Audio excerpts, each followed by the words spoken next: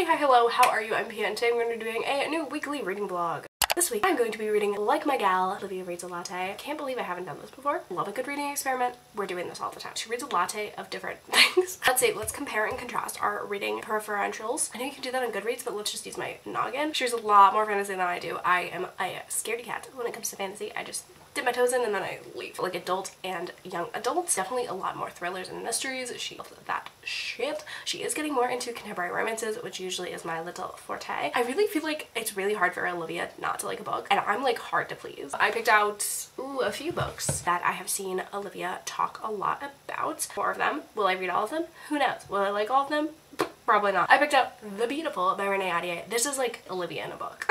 I swear. I don't even know what it's about, but I know it has vampires and it's set in New Orleans. Then we have Lock Every Door by Riley Sager. I don't think I've read a Riley Sager book before. Every time I think of Riley Sager, I think of Ruth Ware, and I have read a Ruth Ware book. I have not read a Riley Sager. Do I know what this is about? No, but it's like hot pink and that's like really cute. When No One's Watching by Alyssa Cole. Is she a romance author? Oh my gosh, she is a romance author and she wrote this thriller. I've been so ready for a thriller. I recently watched Fresh, and I don't know if I've talked about it, but it is like my new favorite movie. It is so freaky, but also like the best made movie I've ever seen in my entire life. Oh my gosh, wait, I have read Alyssa Cole. I read Bingo Love, which is a graphic novel. And then A River of Royal Blood. I actually bought this because of Olivia. Do I literally remember what she said about it, what she rated it? I think it's sapphic. It's about a princess. I own it at home. I currently live in Vancouver. I do own it, so like if I love it, I'll keep it. But if I don't, I'll donate. I haven't even had coffee today. Like, what is my life? I would go to Starbucks for my queen. And also, like, I have never been to the Starbucks on campus. And something about going to a new Starbucks that kind of scares me.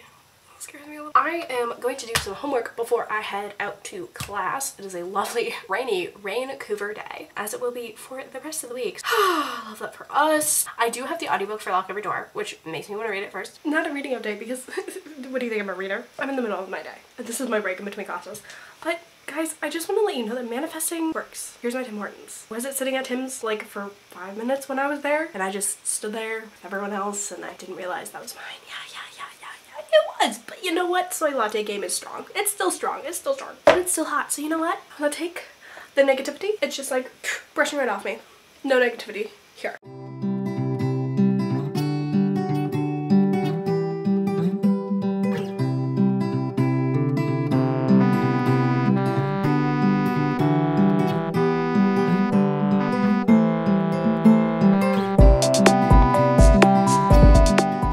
We are 20 pages in and I think we just met the vampire. Actually, maybe there's more than one. I'm just like thinking of the Southern Book Club's guide to slaying vampires, and that only had one vampire. That's like the vibe I'm getting. Why do I keep saying I just made my bed. So I'm chill. I don't know, it's like this is the vibe. Like it's a gloomy day. Vampires. That's like their time to shine. Literally, because the sun's not out, so they won't die. Oh my gosh, I'm a genius. Literally, if you weren't in love with Olivia at the beginning of this video, you are going to be, because she has an entire like ASMR room ambiance reading playlist that I just discovered. Actually, she's probably mentioned it, but I don't listen, do I? I'm going to be listening to the Victorian era ambiance soft rain. I don't know if this is Victorian era. I don't know who Victoria is and when she decided her era was. Maybe this is her Taylor Swift red era. I don't know. So I'm going to listen to that and read more of The Beautiful. Anyways, let us go in. Fantastic. Hello my friends, I'm here to record my update because I'm in the middle of editing and I just like still need to remember to like keep this vlog done. It is Tuesday. I don't know why I'm having such, I know I just said I was having a struggle today and I don't know why. Something, I got up on the wrong side of the bed. I didn't sleep well last night. I had a lot of stress dreams. That's all I'll say on that. So, what am I reading? Just hit the wall. I have progressed further into both of my books, so that's why we're giving an update. So I now understand the plot of Lock Every Single Fucking Door. I'll give you a quick plot. I know people don't really like synopses, or I like can't even hear myself, like my ears are, anyway. I can't tell if I'm still sick or not. Like it's really like not, I'm sorry, there's construction going on like literally all the time everywhere, especially outside my window, and there's like a giant crane and now it's fucking gone. Wait, where'd it go? Okay, anyway. Sorry. So, Lock Every Door. This is essentially about well, we've got kind of dual timelines. We have like a before and an after, so you're like, okay, what the fuck happened to make it a before and an after? So we have our main character. God, I'm terrible at character names. We have our main character. She's this gal. She's like unattached. All her like family is dead or like missing. No offense to her. That's just how it is. I'm sorry. I'm being insensitive. And she moves into this like fancy freaking like apartment building that is also like where her favorite book is like set. Oh, now it's back. And she's really excited, but it's like really sus because she's like apartment sitting essentially for like a couple months, but she's getting paid like a ton of money, which is like under the table, so it's kind of sus, and she has like all these weird rules. She can't bring people in, like she can't have guests, she can't really talk to any of like the actual residents, so it's a little bit sus because there's all these like famous people there and like whatever. But the building itself has some secrets, obviously. I forget what it's called. I want to say it's called the Bernard, but maybe I'm just thinking of the dog. Like all these people that are like house sitting or like apartment sitting are like also very unattached, and they don't have like relatives and family and stuff, so it's kind of sus, and some sneaky things are happening over in the beautiful land. Miss Renee Adier did what is she doing to me? What is she doing to me? Legitimately, what? I'm loving this book. I think I had such low expectations. Like genuinely, I had the lowest expectations for this book. I don't want to say out of all of them because like most of these are not my style, and that's why I'm trying to branch out. But yeah, I thought this was going to be garbage. No offense to Olivia and her opinions, just because I just didn't think it was my thing, and I didn't think it would be done well. But oh my gosh, is it done well? I just like, I can't, I'm trying to think of like what it's like. It's a lot like my experience reading Stalking Jack the Ripper for the first time, which I didn't read that whole series because I got kind of lame, but the first book was really good. So we've got two perspectives. We have like a kind of like limited third person, which is following Celine, who is Marceline, and I just love that. I just like think of Adventure Time. I just love it. She's this girl and she has moved to New Orleans from Paris, but she also like takes no shit from no one. Then we've got some shady shit going down, some like little like, I don't know, some people that look like really pretty but like kind of a little bit sus in the streets. I think this is one of those books that is never gonna say the word vampire, but it's just like in the subtext. And then you have our other perspective. It's like, it's not alternating chapters, but it's every few chapters, and this is a first person POV, and this is like the man, I'm saying it's a man because we hate men and only men could do this, who is like killing people in New Orleans. Blood sucking it up, or like whatever he's doing. I don't know, slits their throats. I don't know what's really going on, but he's doing the job. I don't know who he is, which is so fun. And legitimately, so I was reading this book last night and I was like, you know what, I'm gonna go to bed early, read a chapter, and it ends on a cliffhanger. So I'm like, okay, Renee Adier, I see you. Okay, I'll read another chapter. Read another chapter. Ends on a fucking cliffhanger. I was like, Renee, I want to go to sleep. So I stopped reading in the middle of the chapter. I don't typically care, but like when I'm reading before bed, I'll like end on a chapter. And I never understood, like my parents are always saying, like when they watch shows, that they sometimes have to stop an episode because there's a cliffhanger and they will want to continue on with the show. And I never understood that until this fucking book. I'm sorry, parents. I'm sorry, guys. I'm very excited to get back to reading that whenever I have the chance. I have to go back to editing now.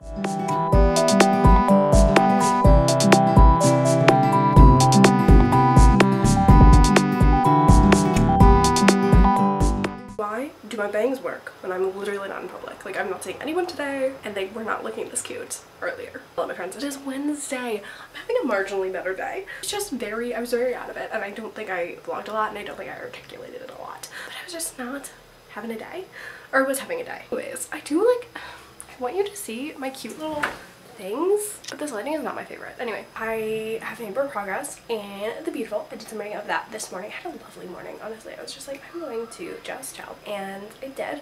I think I'm gonna do some reading sprints today. I think I'm gonna make banana bread because I have some overripe bananas, and I have some new bananas because I'm getting my groceries delivered today because I put it off until today. I actually have some bagels baking in the oven right now. I'm very excited about them. I'll show you them when they're done. I was gonna show you, and then I was like, I'll show you when they're like pretty and nice. Not that I'm gonna eat them now, I just wanted to make them. I have this really good recipe, which is like the easiest bagel recipe in the world because it's literally like yogurt and flour, baking powder, and salt. Bagel. Done. Yeah, I'm gonna have a chiller sort of day. Not that my days have been particularly stressful, but you know what? Taking it easy is never a bad thing. It's never a bad thing. 20 minutes left for my bagels, so I'm going to read for the next 20 minutes.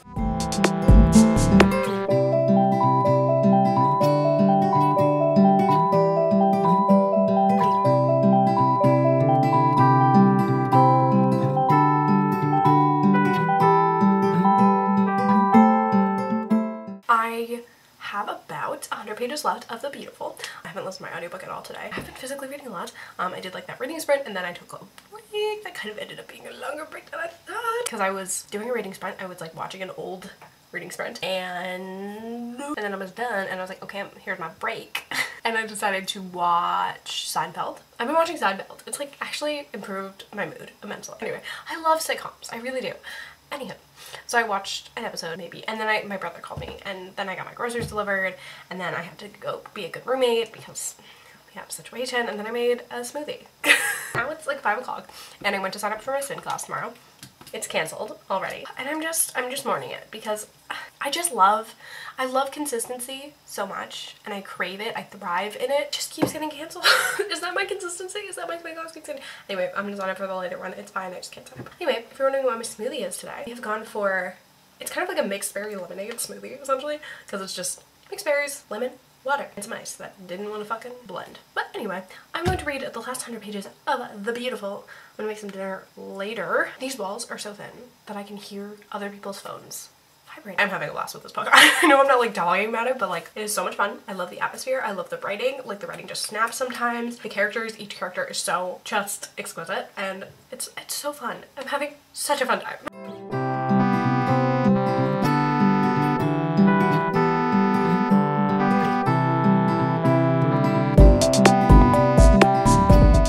I'm leaving my glasses on because I'm about to go reading. What does that even mean? Okay, I'm leaving my glasses on because I'm about to go back to reading in like 10 seconds. But I just want to let you know, Renee Audier is literally thirst trapping us every time. Literally the amount of almost kisses in this book is too many. Like what? That's why I wanted to film my reaction. I thought they were actually gonna kiss. They did. Am I mad or am I just like props? Like I don't know. I think I need to buy this book. Like if anyone wants to like Venmo me the money to buy this book because I'm a broke ass bitch, I need to buy this book. I feel like a different woman. I finished The Beautiful. I don't feel beautiful. I feel really... Why am I standing like that? Like horrible posture standing like... Yeah, I was watching reading vlogs, but then I literally had to pause it because I was like, hello. Here's what I have to say. The reveal wasn't my favorite. Like I'm not gonna spoil it, obviously, but I didn't love the reveal. Like I loved the dramatics of it and I loved the build to everything that was happening. But like the ultimate thing was like, she kind of like Darkest Minds did. And I was like, you know, I don't know if I'll ever hate this trope. Yeah, I was kind of living and breathing over that book. It was so fucking good. At least 4 stars. At least 4 stars. Like, it was so well crafted in every single way. It was well written. The characters were great. The plot perfectly well paced, except like the end bit when we were building and then it kind of got like, we know we're building to this thing and it was just kind of pushing it off. Literally, maybe that was like 20 pages, but the rest was fine. Who thought that was gonna happen for me? And I'm going to bake some banana bread and listen to the rest of Luck Every Door because I'm on a roll now.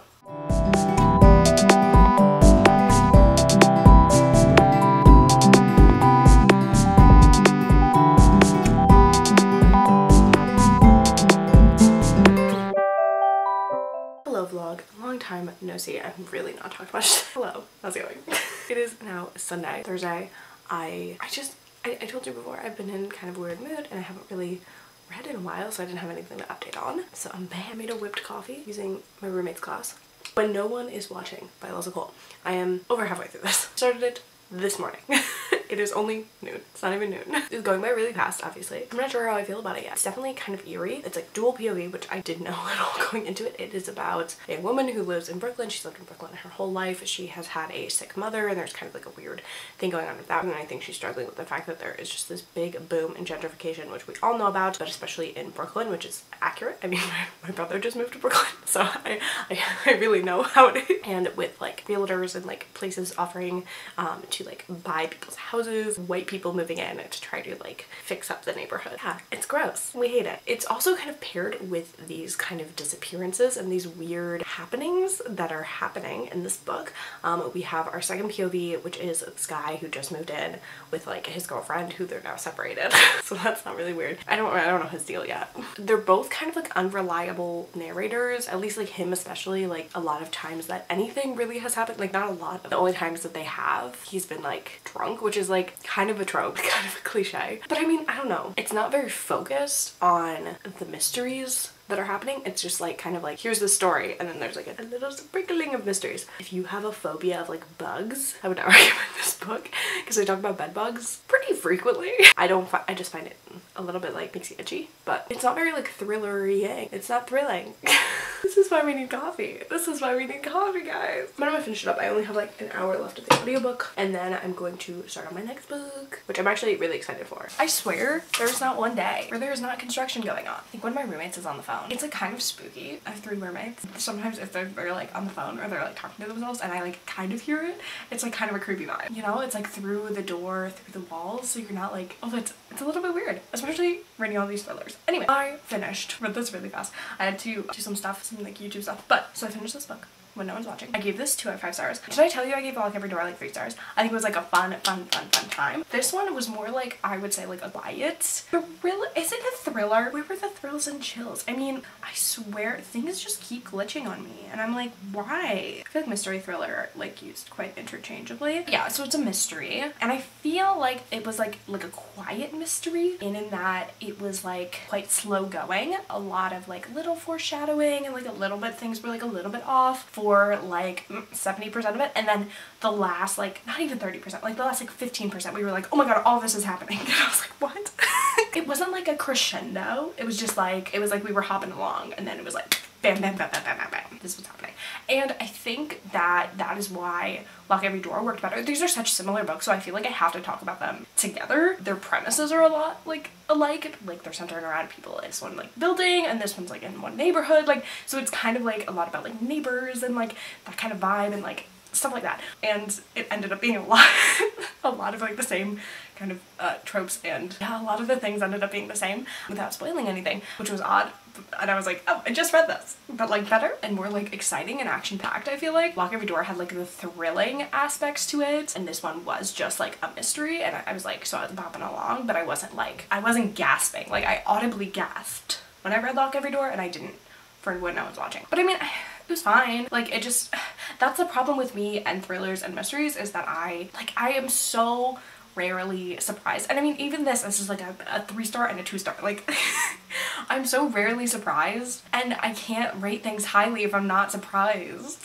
You know what I mean? If it's just too predictable. So I like saw a lot of things. I saw like literally everything coming. So except the ending, because I was just like, okay, like there wasn't a lot of build up. It was just like, yeah, it was weird. Now I'm going to read A River of Royal Blood. It was my last book for this video. I just double checked to make sure on Goodreads that my best friend Olivia did rate this 5 out of 5. So I wanted to just check because I forgot. I'm actually gonna try, so I do have it on my iPad, which is over there. Okay, so I got this app called Speechify because I found it on Instagram ad. It's essentially you take a picture of something and it will read it to you in a narration, because I love audiobooks and I also think it would be really helpful for like school stuff, and I just want to fucking try it out. So I'm gonna do that. Literally they have Gwyneth Paltrow. Like I kind of want to do it, but I don't know if I want her to read my books.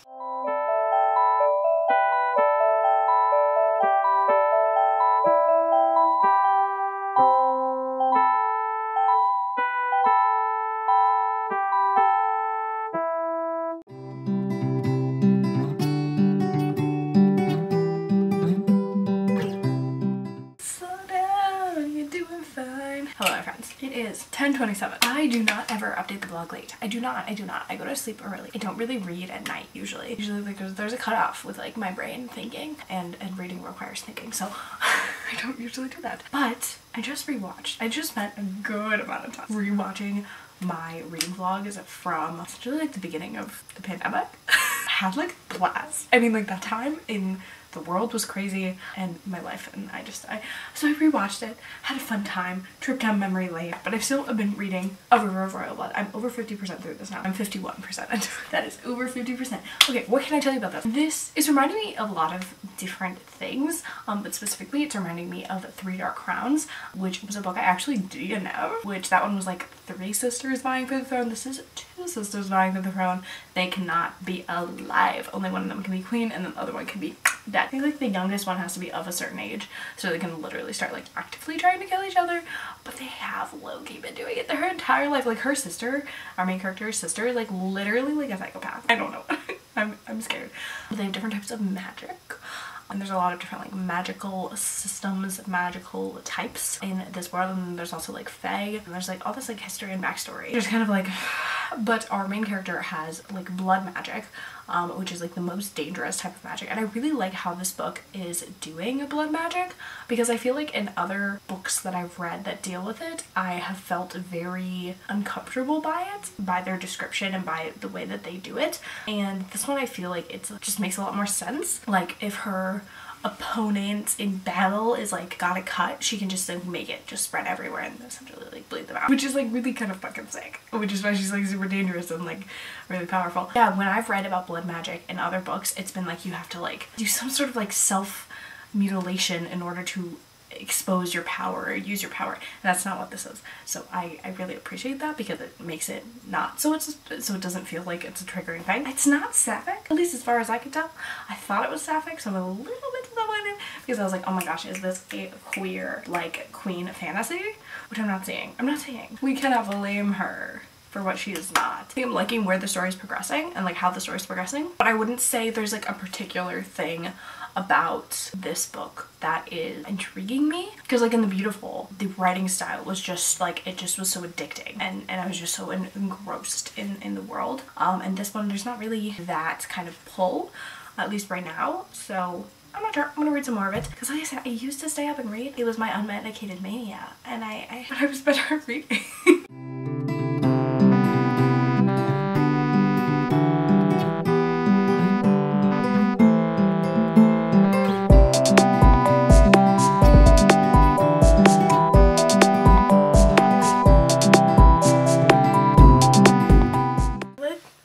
Hello my friends. I was gonna go on a run, that's why I look like a potato. I don't want to go on a run. I just don't want to do it. I don't want to do it. I don't want to fucking do it. I am going to talk about the book I'm reading.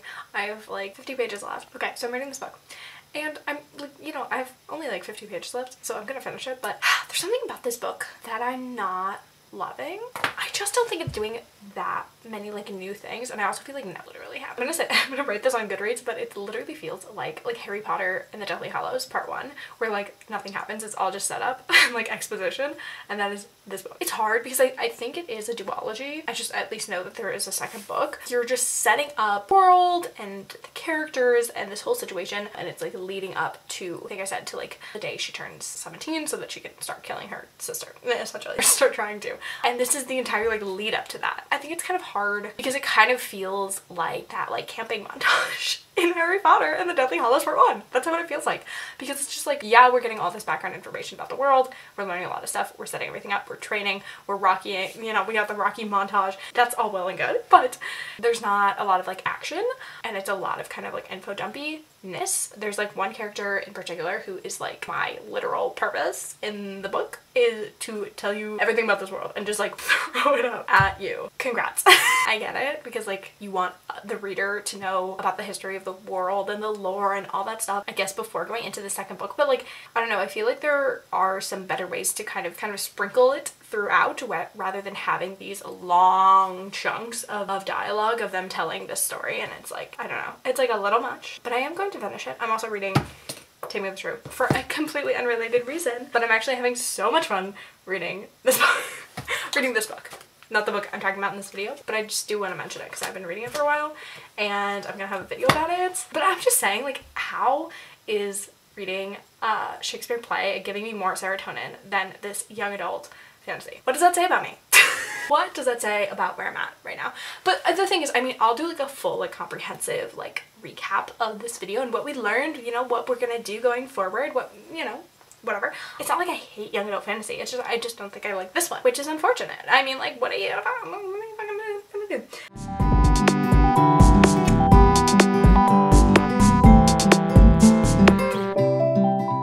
Hello my friends, it is Monday, so it is time to wrap up this vlog. I finished up River of Royal Blood, and I'm giving this about 2 stars, and I'm gonna like wrap up the whole vlog, so I will talk about this experience. So honestly, I obviously love Olivia. I'm not gonna unsubscribe from her. I'm not Gav. I love Gav. It's no shade to him. I definitely think that this only made me want to read more of these genres. So like I read like mystery thrillers and my wrist cracked. Okay. So I read mystery thrillers and I read young adult fantasy. I definitely think that obviously there are parts of each of them that I enjoyed, but I'm not sure what exactly I look for in those genres. I said exactly like 17 times. So I would actually like read more of them because of this video. Because obviously I had a young adult fantasy, I gave 2 stars. I had a young adult fantasy, I gave 4 stars. I had a thriller, I gave 3 stars, and a mystery, I gave 2 stars. So like, I'm definitely learning more about my reading, hopefully. And yeah, I mean, I had so much fun with this video. If Olivia is watching, I love you, girl. Keep making the great content and giving me the recs, because obviously these are things that I'm very unfamiliar with and I don't even know what I like. I will continue to read her recommendations probably forever. That's all for this video. Make sure to like, comment, subscribe, and do all of the things. Also subscribe to Olivia if you haven't already for whatever reason. And yes, I will see you on my next video. Bye!